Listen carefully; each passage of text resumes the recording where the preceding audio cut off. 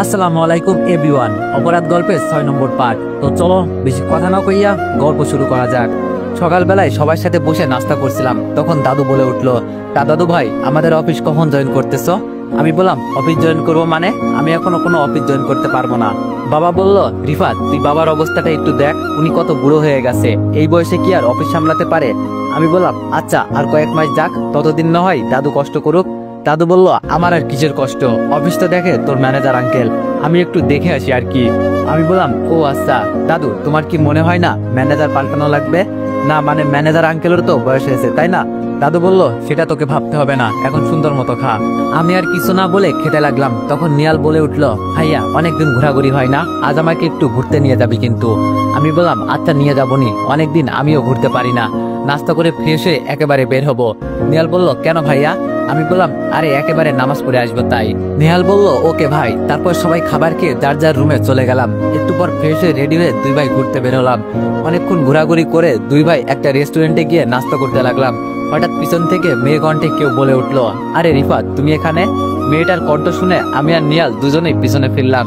তারপর দেখতে পেলাম এটা তো জেরিন। আমি বললাম, আরে জেরিন তুমি এখানে? জেরিন বলল, এই তো ছোট বোনকে নিয়ে একটু ঘুরতে আসলাম, তুমি? আমি বললাম, আমিও সেই ছোট ভাইকে নিয়ে ঘুরতে আসলাম। নেহাল বলল, আরে আয়েশা তুমি? আয়েশা বলল, নেহাল তুমি? এইদিকে আমার ভাইয়ের এমন কথা শুনে তার দিকে তাকাতে জেরিন বলল, আমার বোনের নাম আয়েশা, এটা তুমি কি করে জানলে? নেহাল বলল, আরে আন্টি থুকু আপু, আয়েশা তো আমার ক্লাসে পড়ে তাই চিনি। আমি বললাম, ও আচ্ছা তাহলে তোমরা একে অপরকে চিনো তাহলে? নেহাল বলল, ভাইয়া। আমি বললাম, আরে জেরিন দাঁড়িয়ে আছো কেন, বসো, সবাই মিলে নাস্তা করি। এটা বলতে জেরিন আর তার বোন আমাদের টেবিলে বসে পড়লো। তারপর খাবার অর্ডার দিলাম। একটু পর নাস্তা আসতে সবাই আমরা নাস্তা করতে লাগলাম। তখন জেরিন বলল, তা রিফাত তোমাকে তো অফিসে খুঁজেই পাওয়া যায় না, আবার কলও ধরো না, কি ব্যাপার? আমি বললাম, আরে ম্যাম আমাকে অনেক চাপে রাখে, তাই পারি না দেখা করতে। জেরিন বলল, কাজের চাপ নাকি অন্য কিছু? আমি বললাম, আরে যা তেমন কিছু না, এমনি দুইটা পোস্ট একসাথে সামলাতে হয়, বুঝতে পারছো? জেরিন বলল, বুঝলাম। তারপর খাওয়া দাওয়া শেষ করলাম। জেরিন তোমরা তাহলে নাস্তা করো, আমরা আসি কেমন, নামাজের সময় হয়ে গেছে। জেরিন বললাম, যাও, আল্লাহ হাফেজ। আমি বললাম, আল্লাহ হাফেজ। আর বিল দিও না তুমি, আমি দিয়ে দিচ্ছি। জেরিন বলল, আরে আরে তুমি কেন দেবে, তোমরা যাও আমি দিব। আমি আর কিছু না শুনে সোজা বিল দিয়ে নিহালকে নিয়ে বের হয়ে গেলাম। নিহাল বলল, ভাই একটা কথা বলবো? আমি বললাম, বল। নিহাল বলল, ভাবি কিন্তু সুন্দর আছে। আমি বললাম, ভাবি মানে কে ভাবি? নিহাল বলল, আরে কি আবার, ওই যে আয়েশার বড় আপু আর কি। আমি বললাম, নেহাল মার খাবি কিন্তু, সে ভাবি হতে যাবে কেন, সে আমার বন্ধু, বুঝলি, এর বেশি কিছু না। নেহাল বললাম, কেমন বন্ধু আমি বুঝি। আমি বললাম, তুই চুপ করবি নাকি কানের নিচে দেবো একটা? নেহাল বললাম, সত্যি কথা বলতে গেলে শুধু মায়ের ধমক দাও তুমি। এটা বলতে আমি নিহালের দিকে রাগি চোখে তাকাতে সে চুপ হয়ে গেল। একটু দূরে যেতে নিহাল আবার বলে উঠলো, ভাইয়া বলছি কি? আমি বললাম, বল কি বলবি? নেহাল বলল, না মানে তুমি যদি জেরিন আপুকে বিয়ে করো তাহলে কিন্তু আমার খরচটা কমে যায়। আমি বললাম, কেমন খরচ কমে যাবে তোর? নেহাল বলল, না মানে তুমি যদি বড়টাকে বিয়ে করো আর আমি যদি ছোটটারে। আমি বললাম, তবে রে ফাজিলের হাড্ডি, এই বলে নেহালের কান ধরে টানতে লাগলাম। নেহাল বলল, ভাইয়া ভাইয়া ছাড়ো, লাগছে তো। আমি বললাম, লাগার জন্যই তো কান বলতেছি, হারামজাদা আর বলবি এমন কথা? নেহাল বলল, না ভাইয়া কমো না, প্লিজ কানটা ছাড়ো ভাইয়া প্লিজ। নেহালের এমন আকুতি মিনতি শুনে কান ছেড়ে দিলাম। তারপর দুই ভাই আর কথা বলতে বলতে মসজিদে গেলাম। জুম্মার নামাজ পড়ে মসজিদ থেকে বের হয়ে বাড়ির দিকে যাওয়া শুরু করলাম। কিছুক্ষণ পর বাড়িতে আসলাম। তারপর খাওয়া দাওয়া শেষ করে রুমে গিয়ে বসতেই ফোনটা বেজে উঠলো। তাকিয়ে দেখি নীলা। রিসিভ করে বললাম, হ্যালো নীলা বলো। নীলা বলল, তুমি এখন কোথায়? আমি বললাম, আমি তো বাসায়। নীলা বলল, তাড়াতাড়ি নদীর পাড়ে চলে এসো। আমি বললাম, এই সময় নদীর পাড়ে মানে কি? বিকাল হলে যামুনি আর কি। নীলা বলল, কুত্তা তুই আসবি নাকি আমি তোর কাছে আসবো, শুধু ঠিকানা বল। আমি বললাম, আরে এমন রাগ করছে কেন, তোমার আশা লাগবে না, আমি আসতেছি। এটা বলে যেই রকম ছিলাম সেই রকম ভাবেই বের হয়ে গেলাম। কিছুক্ষণ পরে নদীর পাড়ে আসতে নীলা আমাকে আবার কল দিল। নীলা বলল, কি হলো, আসতে এতক্ষণ লাগে তোমার? আমি বললাম, আমি তো আসছি, তুমি আসছো নাকি বলো। নীলা বলল, আসলে বড় বট গাছটার নিচে চলে আসো। এটা বলে নীলা ফোন কেটে দিল। আমি আর দেরি না করে বট গাছের দিকে হাঁটা ধরলাম। বট গাছের কাছাকাছি আসতে নীলাকে দেখতে পেলাম। সে গাছটার নিচে বসে আছে আর একটা নীল জামা পরে আছে। এতে নীলাকে আজ অন্যরকম সুন্দর লাগছে, যা বলে বোঝাতে পারবো না। যদি আপনারা নজর দেন তাই কইলাম না। এইসব বলতে বলতে আমি নীলার সামনে চলে আসলাম। নীলা বলল, তুমি এসেছো, আসো বসে এখানে। এই বলে নীলা আমার হাত ধরে টান দিয়ে নীলার পাশে বসালো। নীলা বলল, তা রিফাত সাহেব আজ সকালবেলা কেমন কাটলো আপনার? আমি বললাম, ভালোই কাটছে। নীলা বলল, ভালো তো কাটবেই, এটা স্বাভাবিক। তা আপনাকে যে কোনো মেয়ের সাথে কথা বলতে মানা করছি সেটা আপনার মনে ছিল না? আমি বললাম, মনে কেমনে থাকবে না, এটা তো আমার সবসময় মনে আছে আর থাকবে। এই কথা বলতে আমার সুন্দর লম্বা চুলগুলো ধরে টানতে লাগলো আর বলতেছে, তাহলে ওই জেরিনের সাথে ঘুরছিলি কেন সকালে? আমি বললাম, আরে কই, আমি জেরিনের সাথে ঘোরাঘুরি করছি, আমি তো আমার ভাইয়ার সাথে ঘোরাঘুরি করছিলাম। নীলা বললাম, তাহলে জেরিনের সাথে রেস্তোরাঁতে বসে হেসে হেসে কথা বলছিল কে?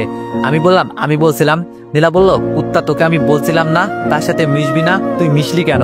আমি বললাম, আরে আমি আমার ভাইয়ার সাথে নাস্তা করছি, কোথা থেকে জেরিন এসে আমার সাথে কথা বললো, তাই ভদ্রতার খাতিরে আমি তাকে বসতে বললাম। নীলা বলল, ওই ডাইনি কথা বললে তোকেও কথা বলতে হবে নাকি? আমি বললাম, কারণ সে তো আমার ফ্রেন্ড।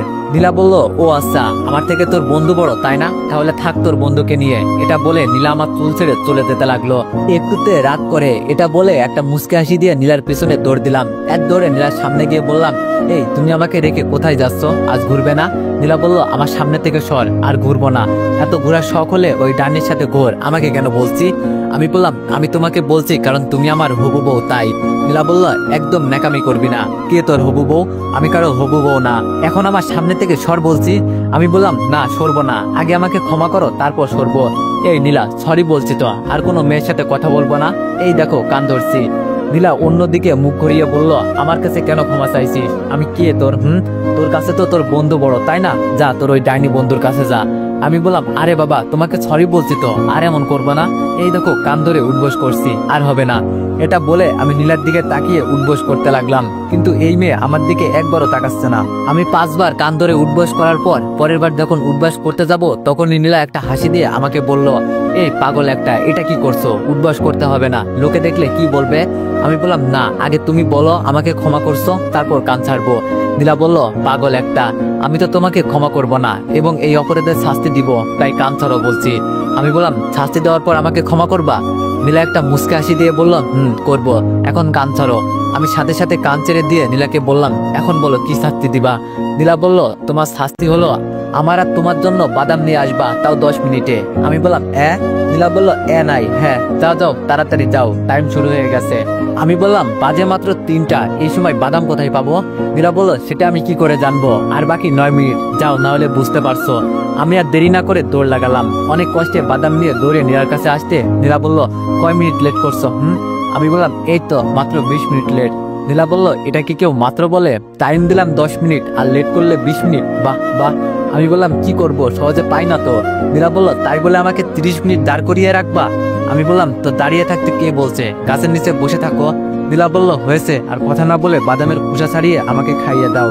আমি আর কিছু না বলে নীলাকে বাদাম খাওয়াতে লাগলাম, আর নীলা আমার কাঁধে মাথা রেখে সামনের প্রকৃতি দেখছে। আমার কিন্তু অনেক ভালো লাগছে। আচ্ছা, যদি প্রিয় মানুষটা কাঁধে মাথা রেখে হাতে হাত রাখে তখন কার না ভালো লাগে, আপনারাই বলেন। এইভাবে নীলার সাথে বিকাল পর্যন্ত ঘোরাঘুরি করে যে যার বাসায় চলে আসলাম। এইভাবে নীলার সাথে ঘোরাঘুরি, দুষ্টামি, রাগ, অভিমান, ভালোবাসার মাঝ দিয়ে কেটে গেল 1 মাস। সবাই মিলে সকালে নাস্তা করছি, তখন আম্মু বলে উঠলো, বাবা, আমি আর কত নিজে আপনাদের রেঁধে খাওয়াবো, এখন কি আপনাদের নতুন কারো হাতে রান্না খেতে ইচ্ছে করে না? আব্বু বলল, তুমি সত্যি কথা বলছো, এখন তোমার হাতে খেতে ইচ্ছা করে না, যদি নতুন জনের হাত থেকে খেতে পারতাম। ইস। আম্মু বলল, এমন ভাব করছে যেন তাকে নতুন কাউকে আনতে বলছে। আমি আপনার কথা বলছি না, আপনার গুণধর ছেলের কথা বলছি।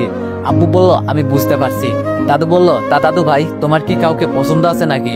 আমি বললাম, তোমরা এসব কি শুরু করছো, আমি এখন বিয়ে করব না, আমাকে আর একটু সময় দাও। নেহাল বলল, দাদু, আর একটু সময় দিলে ভাইয়া বুড়ো হয়ে যাবে, তখন ভাইয়া বিয়ে করতে না পারলে আমার সমস্যা বেশি হবে।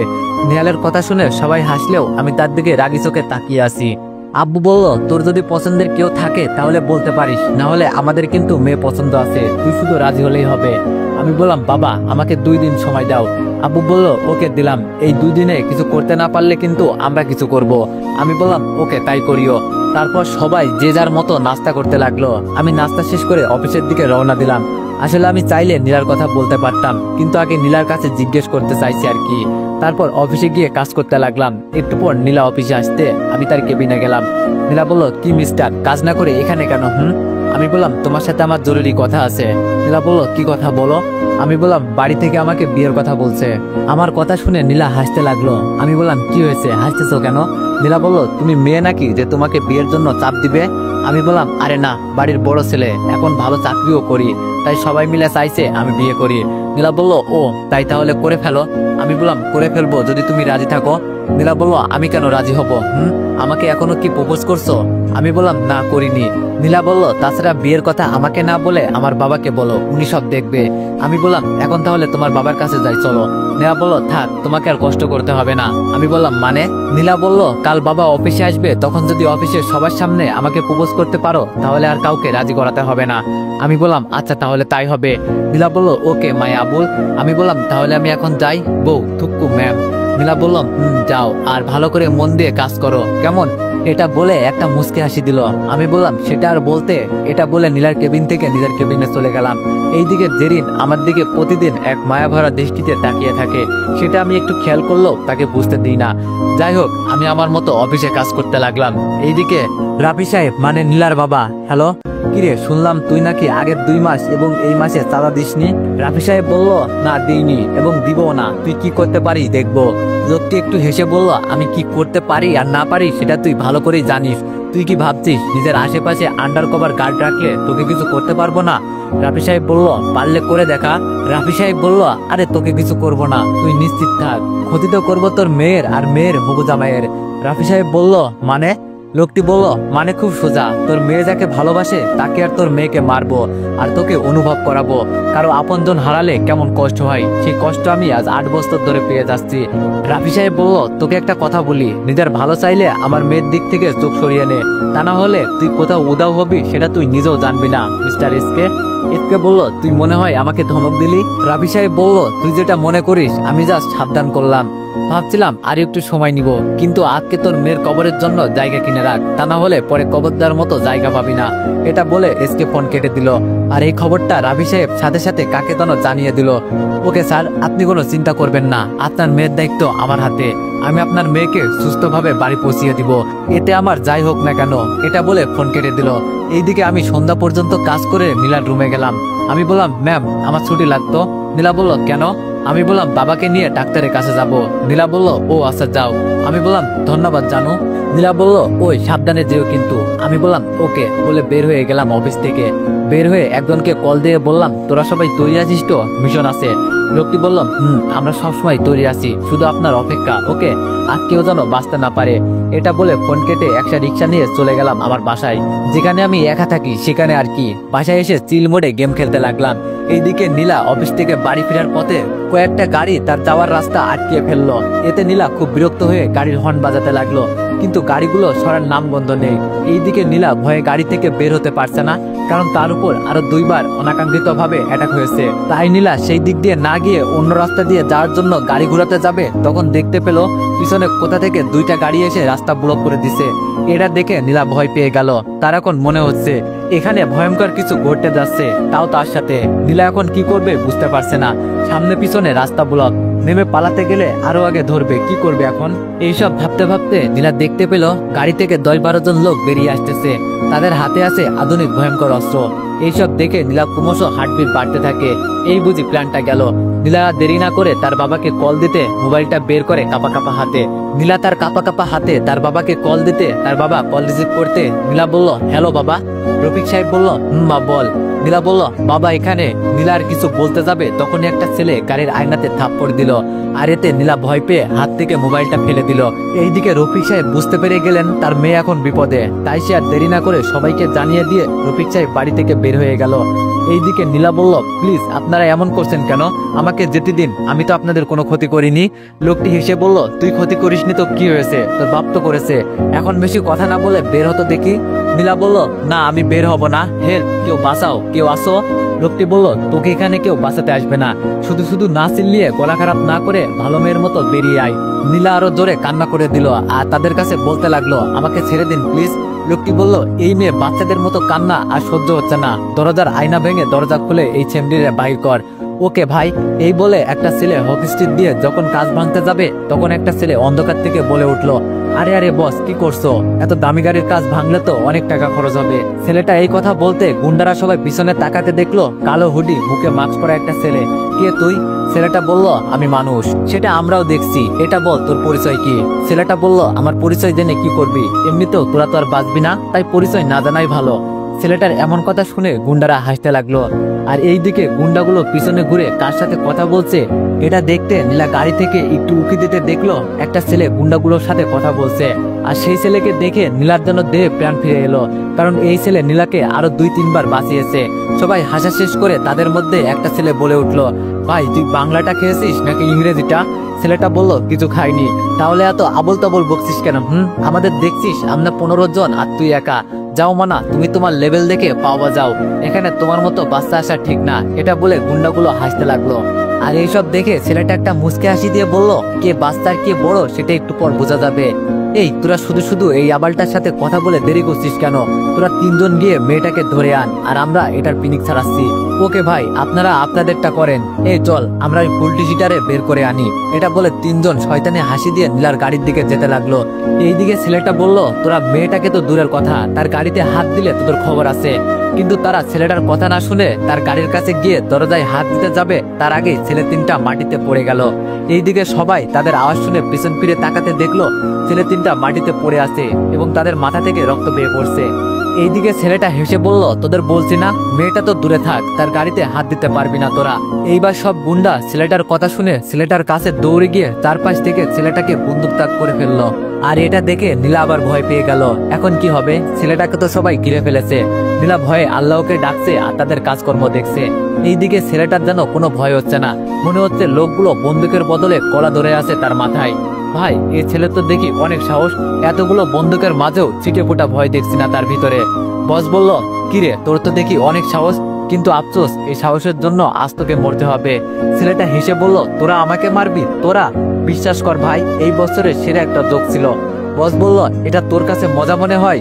যখন বন্দুকের সব বিসি কপালে ভরে দিব তখন মজাটা যা একদম নিচ দিয়ে বের হবে। ছেলেটা বলল, একবার পিছনে তাকিয়ে দেখতো, কি দেখতে পাস? বস বলল, পিছনে আবার কি থাকবে? আবার নাকি আমাদের বোকা বানাতে চাইছি? আমি বললাম, আরে একটু তাকা, তারপর বুঝতে পারবি। ছেলেটার কথা শুনে সবাই পিছন ফিরে তাকাতে দেখে তাদের গায়ে লেদার পড়েছে। এটা দেখে ছেলেগুলো বলল, এইসব কি? ছেলেটা বলল, এইসব কি দেখতে চাস তাই না? তাহলে দেখ। কি রে, তোরা ছাগলগুলোর একটু দেখা দে, তারা একটু দেখুক তোরা কে। ছেলেটার কথা শুনে অন্ধকার থেকে হুড় করে বেরিয়ে আসতে লাগলো স্পেশাল ফোর্স। তাদের হাতে ছিল ভয়ঙ্কর উন্নতি মানের রাইফেল। এতগুলো ফোর্স দেখে ছেলেগুলো যাই অবস্থা। সাথে সাথে গুন্ডাগুলো বন্দুক নিচে ফেলে দিয়ে ছেলেটার পায়ে পড়ে গেল। ভাই ভাই, আমাদের মাফ করে দেন, আমাদের ভুল হয়ে গেছে, এই ভুল আর হবে না। ছেলেটা বলল, তোদের কোনো ক্ষমা নেই, এমনিতেই অনেক রাত হয়ে গেছে, ঘুমাতে হবে। এই তোরা কি দেখছিস? এই কুত্তাকে ছাড়া বাকি সবাইকে নিয়ে আদর কর। এটা বলতে ফোর্সের সৈনিকরা তাদের লিডারকে ছাড়া আর বাকি সবাইকে টানতে টানতে নিয়ে যেতে লাগলো। আর তারা আকতি মিনতি করতে লাগলো, কিন্তু কে শোনে কার কথা? তারা ছাগলগুলো থুক্কু গুন্ডাগুলোকে কোথায় যেন নিয়ে চলে গেল। এইদিকে গুন্ডাদের ধরে নিয়ে যেতে দেখে নীলা খুশি হয়ে গেল আর ছেলেটাকে ধন্যবাদ দেওয়ার জন্য গাড়ি থেকে নামতে লাগলো। এইদিকে ছেলেটার পায়ে এখনো পড়ে আছে গুন্ডা একটা। ছেলেটা বলল, বল তোদের এখানে কেন পাঠিয়েছে? লোকটি বলল, ভাই এই মেয়েকে উঠিয়ে নিয়ে যেতে। ছেলেটা বলল, কে বলেছে? লোকটি বলল, ভাই এসকে বলেছে। এটা বলতে ছেলেটা গুন্ডাটার মাথায় বন্দুক ধরলো। লোকটি বলল, ভাই ভাই আপনার দোহাই লাগে, আমাকে মারবেন না, আমি তো আপনাকে সব বলে দিয়েছি। ছেলেটা বলল, আমি যখন সব জেনে গিয়েছি তখন তোকে বাঁচিয়ে রেখে আর কি করব? এমনিতেও তোকে এসকে মেরে ফেলবে, তাই আমি তোকে মেরে ফেলছি, কেমন? লোকটি বলল, না ভাই আপনি এটা করতে পারেন না। ছেলেটা বলল, আমি এটাই করব। ছেলেটা এই কথা বলতে যেই না গুন্ডাটাকে শুট করতে যাবে তার আগে গুন্ডাটা কোথা থেকে যেন ব্লেড দিয়ে ছেলেটার বন্দুকটাকে হাতের কবজিতে টান দিল। সাথে সাথে ছেলেটার হাত থেকে বন্দুকটা পড়ে যেতে গুন্ডাটা দৌড়ে পালালো। এইদিকে ছেলেটা সামান্য কাটলেও প্রচুর রক্ত বেরোচ্ছে। আর এটা দেখে নীলা দৌড়ে ছেলেটার কাছে চলে আসলো। নীলা বলল, এ কি, আপনার হাত থেকে প্রচুর রক্ত বেরোচ্ছে। এটা বলে নীলা তার উন্নাস ছেড়ে ছেলেটার হাত বেঁধে দিতে লাগলো। ছেলেটা বলল, এই এটা কি করছেন? এটা সামান্য কাটা, আমার কিছু হবে না। নীলা বলল, আপনি চুপ থাকেন একদম, আমাকে আমার কাজ করতে দেন। এটা বলতে ছেলেটা চুপ হয়ে গেল আর নীলার দিকে একদিনে তাকিয়ে থাকলো। হঠাৎ ছেলেটার ধ্যান ব্যাঘাত ঘটিয়ে নীলা বলে উঠলো, আচ্ছা আপনি কে যে আমার যখন বিপদ হয় তখন আপনি আমাকে বাঁচাতে চলে আসেন? ছেলেটা বলল, আপনার বিপদে না, আমি সবার বিপদে যাই, বুঝলেন? নীলা বলল, ও আচ্ছা, আমি কি আপনার মুখ দেখতে পারি? ছেলেটা বলল, না না, এটা সম্ভব না। নীলা বলল, প্লিজ প্লিজ প্লিজ একটিবার আপনার মুখটা দেখবো। ছেলেটা বলল, এটা সম্ভব না। নীলা বলল, আচ্ছা আপনার নামটা বলবেন? ওই যে আপনার আব্বু আপনাকে নিতে এসে গিয়েছে, যান, এখন আপনি নিরাপদ। এটা বলে ছেলেটা কোথাও যেন হারিয়ে গেল। এইদিকে নীলার বাবা নীলার কাছে এসে বলল, কিরে মা, তুই এখানে এত রাতে রাস্তার মাঝে একা দাঁড়িয়ে আছিস কেন? নীলা তার বাবার কথা শুনে দৌড়ে গিয়ে নীলা তার বাবাকে জড়িয়ে ধরে কান্না করে দিল। রফিক সাহেব বলল, কিরে মা, কি হয়েছে? সব জেনেও না জানার ভান করে বলল, তারপর নীলা কান্না করতে করতে তার বাবাকে সব খুলে বলল। রফিক সাহেব বলল, তার ছেলেটা কোথায়? আমি ছেলেটাকে একটা ধন্যবাদ দিতে চাই। নীলা বলল, বাবা, ছেলেটা তোমার আশা দেখে কোথাও যেন হারিয়ে গেল। রফিক সাহেব বলল, ও আচ্ছা মা, এখানে আর দাঁড়িয়ে থাকা ভালো হবে না, চল আমরা বাসায় যাই। ড্রাইভার চাচা, আপনি নীলার গাড়িটা নিয়ে যান, আমি নীলাকে নিয়ে আসছি। ড্রাইভার বলল, ওকে স্যার, আমি নিয়ে যাচ্ছি। তারপর রফিক সাহেব নীলাকে নিয়ে বাসায় চলে গেল। সকালবেলায় ফ্রেশ হয়ে সুন্দর করে রেডি হয়ে বাসা থেকে বের হয়ে অফিসে যেতে লাগলাম। কিছুক্ষণের মধ্যে অফিসে পৌঁছে গেলাম। অফিসে ঢুকতে দেখি অফিসটা সুন্দরভাবে সাজানো হয়েছে। আমি প্রথমে ভাবছিলাম আমার জন্য এইসব করছে, কিন্তু একজনের থেকে জানতে পারলাম আজ নাকি অফিসটার 10 বছরের প্রতিষ্ঠা বার্ষিকী। এটা শুনে হাসবো নাকি কান্না করবো বুঝতে পারছি না। জন্মবার্ষিকী, মৃত্যুবার্ষিকী, বিবাহ বার্ষিকী এইসব শুনেছি, আজ প্রথম প্রতিষ্ঠা বার্ষিকী শুনলাম। এইসব ভাবতে ভাবতে দেখলাম নীলা স্টেজে উঠে মাইক হাতে নিয়ে বলতে লাগলো, সম্মানিত আমাদের অফিসের কর্মরত সিনিয়র জুনিয়র কর্মকর্তাদের সবাইকে আমার পক্ষ থেকে জানাই অনেক অনেক শুভেচ্ছা। আপনাদের অক্লান্ত পরিশ্রম এবং মেধার মধ্য দিয়ে আমাদের কোম্পানিটা এই 10 বছরে অনেক এগিয়ে নিয়ে গেছেন।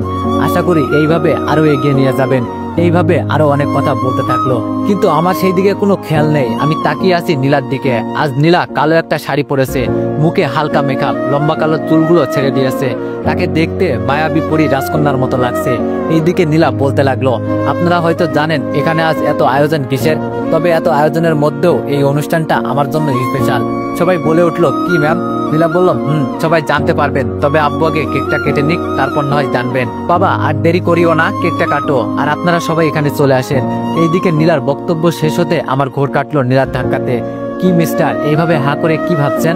নীলার এমন কথা শুনে কি বলবো বুঝতে পারছি না। আমি বললাম, কই কিছু না, ভাবছি আমার বউটা এত সুন্দর করে বক্তব্য দিতে পারে, সেটা আগে জানতাম না। নীলা বলল, শুধু বক্তব্য চোখে পড়লো, মনে হয় আর কিছু পড়লো না? আমি বললাম, কি বলছো? নীলা বলল, না কিছু না। আচ্ছা এখন বলো তো আমাকে কেমন লাগছে? আমি বললাম, মাশাআল্লাহ, অনেক সুন্দর লাগছে। নীলা বলল, বলার পর চোখে পড়লো, এতক্ষণ নজরই গেল না।